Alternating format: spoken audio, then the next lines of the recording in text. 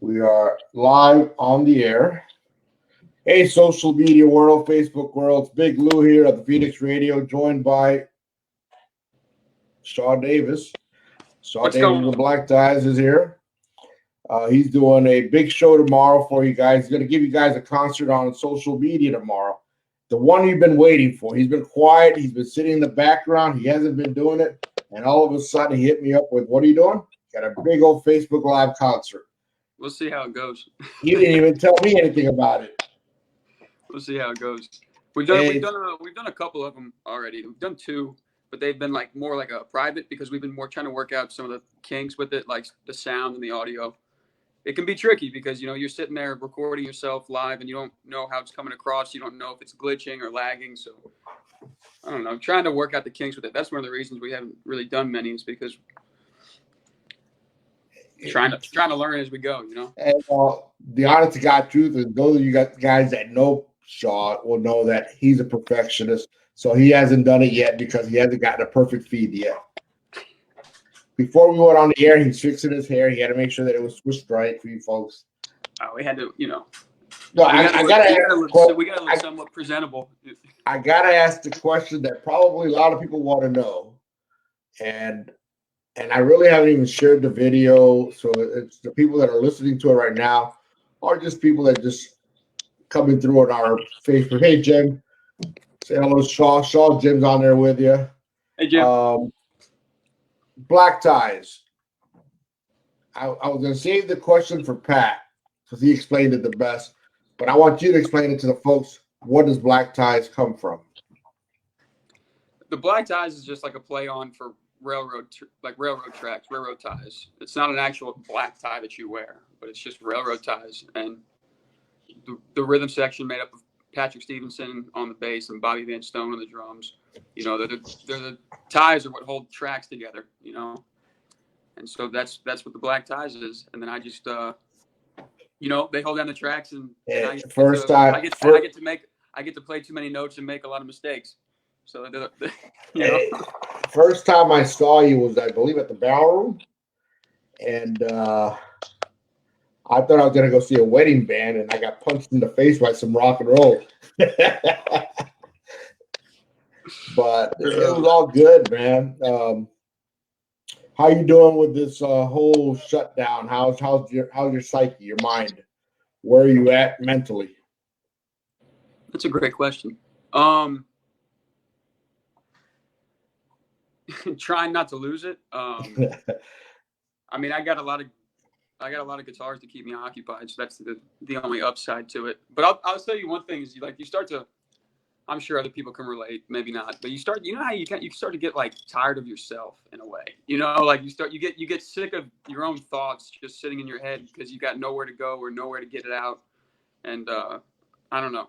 When I find myself thinking too much, I just pick up the guitar, and try and not think at all. But I'm doing all right, hanging in there. How you doing? Dave Buscemi's on there with us. He's doing well. Me, I'm okay, man.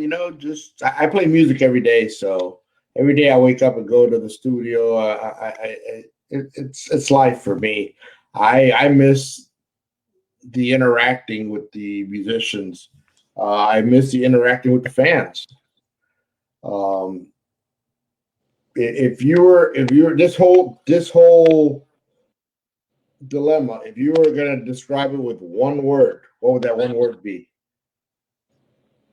Shitstorm. There you go. New music coming out. You were working on new music. Yep, we got a new album in the works. Some people heard it, so I did a faux pas, and I released one song a little bit early. Yeah, Lou broke the rules, man. I jumped the fence a little early. Hey, listen, it's like this. Look at that red Lamborghini. You know that thing can do 250 miles an hour? Here, hold these keys, but don't take it for a drive. Yeah, you took it for a spin. No, I was Hey, I went around the block. It was funny. I played Rock Me Baby. That's what I played. And yeah, that's the It's a 9-track album. It's called Red Sun Rebellion is the name of the album. Paul Nelson produced it with us, and we recorded it up at a Factory Underground Studios in Connecticut, which is with Ethan, I believe, Ethan Isaac. Yeah, Ethan Isaac. Yep, and he was in a former band called Edison, kind of a hard rock group. He was the lead vocalist out there. But it was a lot of fun. It came out great. It was a long process getting everything mixed and mastered and all these kinds of, when it comes to recording, there's a lot of small details that always can't get overlooked, or at least, try not to overlook them. So that's why it can take quite a while, but we got it done. I'm excited for it. There's I've heard 9 tracks. The one cover song is Rock Me Baby on it. I've heard the whole thing, and from 1 to 9 tracks, there's 9 tracks on it, correct? Yeah, 9 tracks. And you got something for everybody. That's what I think. I think it's got something for everybody. You guys, I think the fans are going to see, if I may say it, a more vocal, a more mature vocal Shaw Davis than they're used to. But amazing. Thank you, Lou. I've been a fan. He knows I've been a fan since the first time I saw you. I said he's an eccentric musician, and I've said that, and I stand by it. And I'll say that the CD it's going to make noise in the right way. At first, when you told me that when we first discussed it, it was, and from what Paul was telling me, I thought it was going to be more of the heavy rock and roll. There's some of that in there, but it's very tasteful. Thank you. I don't know. There's a lot of stuff that's being played that's tasteless, just noise. You got some good music there. I'm really chomping at the day that you say go ahead and play it, Lou. Soon. Because it's pretty damn good, man. Thank you. I appreciate it. In fact, you remember Hobie from Marathon, the MTV DJ? Yeah. He and I were talking. We were talking about it, and I said to him, he's like, send it to me, Lou. I was like, Hobie, I can't send it to you, but I promise you, if you thought before melted your face, well, this is really gonna tear you apart. So we're looking forward to the release, and he and I are thinking about doing something down in Marathon once again with you down there. Cool, that'll be a lot of fun. But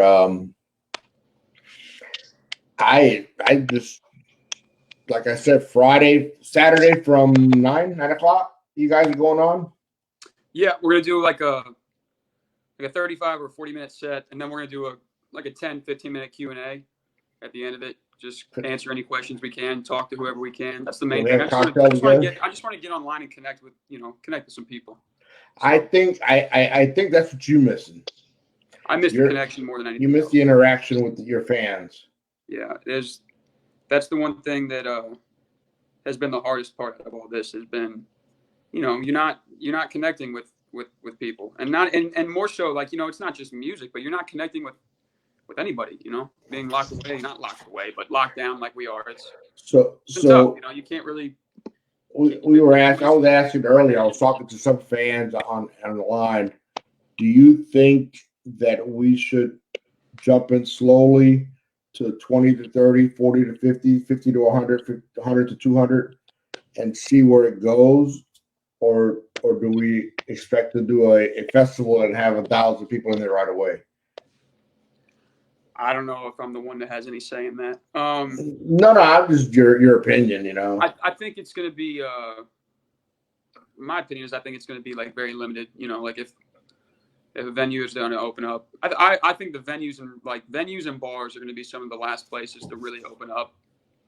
So that's my biggest fear.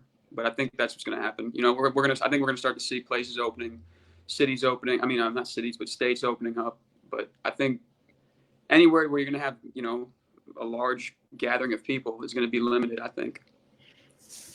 Well, I was talking to somebody about it today, and we were discussing talking this conversation, and kind of what I feel is the venues have to realize that if they hold 200 people. Well, at this point, we're going to have to cut it down to either half or a third, to anywhere between, if it's a 200 person venue, well, then you go to maybe 75.